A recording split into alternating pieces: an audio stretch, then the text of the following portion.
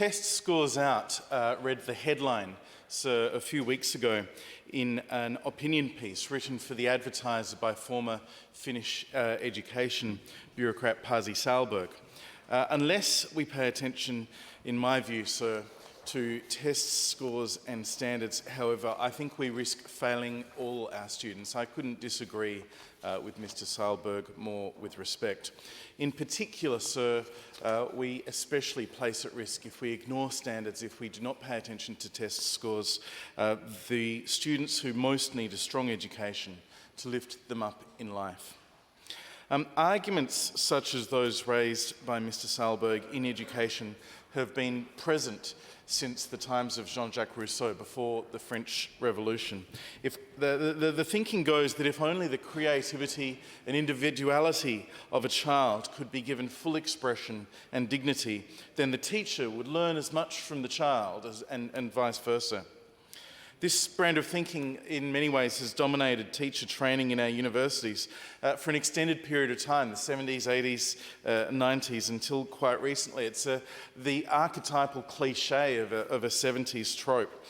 It's a type of thinking that's sceptical of having a teacher as the expert in the room, explicitly teaching a rigorous, knowledge-rich curriculum, and instead favours helping children gain skills through their engagement with things that they may already be interested in or care about.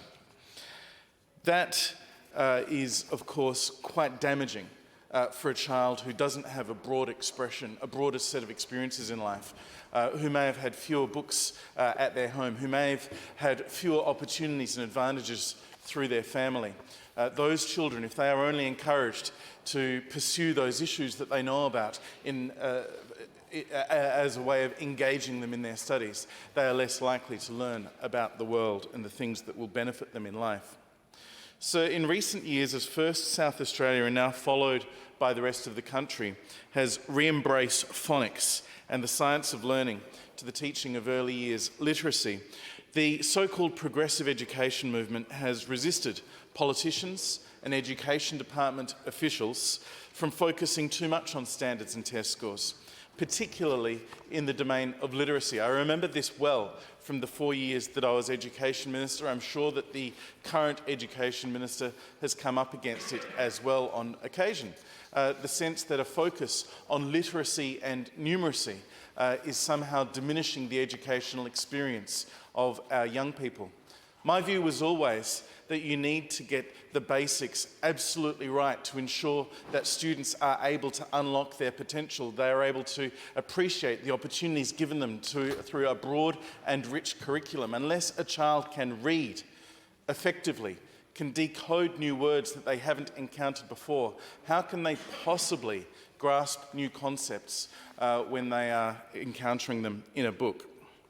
We hear instead from the progressive education movement, if you like, that you need to shift your focus away from literacy and numeracy and instead have it absolutely focused on well-being. So let me be clear, well-being is important, but without strong literacy skills, a child will be at greater risk of unhappiness and poor well-being throughout their schooling and, of course, through the rest of their life.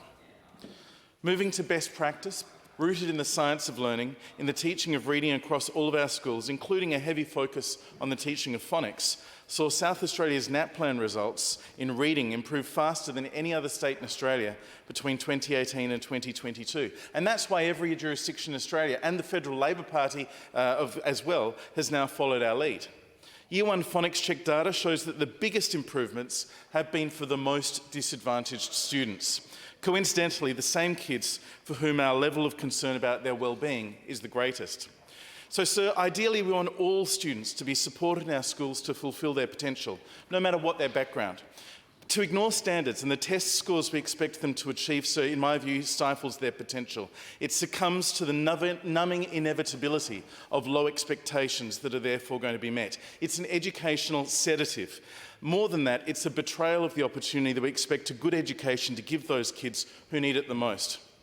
Pasi Sahlberg's article concluded with the following quote. He said, "The age of achievement where a school's success was judged by test scores, rankings and data-driven teaching is fading. We're now entering the age of agency, where trust, professional autonomy and collaboration are the cornerstones." So in my experience, people arguing the hardest for us to ignore the data are usually the ones who don't have any data to back up their argument. We wouldn't accept that approach in any other area of public policy, and we mustn't accept it in education.